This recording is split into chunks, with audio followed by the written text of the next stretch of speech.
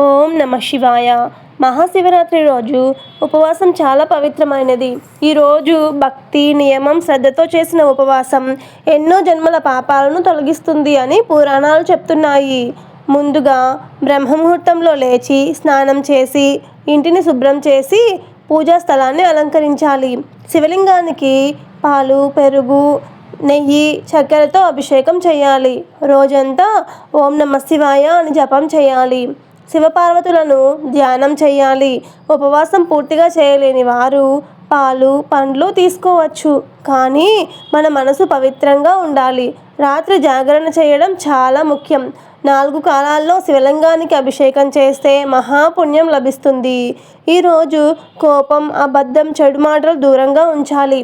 భక్తితో చేసిన 1 నిమిషం ప్రార్థన కూడా శివునికి చేరుతుంది. మహాశివరాత్రి రోజు ఉపవాసం అంటే కేవలం ఆహారం మానేయడం కాదు, మనసులోని చెడు భావాలను విడిచిపెట్టడం. ఓం నమ శివాయ. ఈ శివరాత్రి మీ ఇంట్లో ఆనందం, ఆరోగ్యం, ఐశ్వర్యం నింపాలి అని కోరుకుంటూ సర్వేజన సుఖినో భవంతు. ఈ వీడియోకి లైక్ చేసి సబ్స్క్రైబ్ చేయండి. అండ్ మీరు ఎప్పుడు ముందుగా ఉపవాసం ఉన్నారో కామెంట్ చేయండి.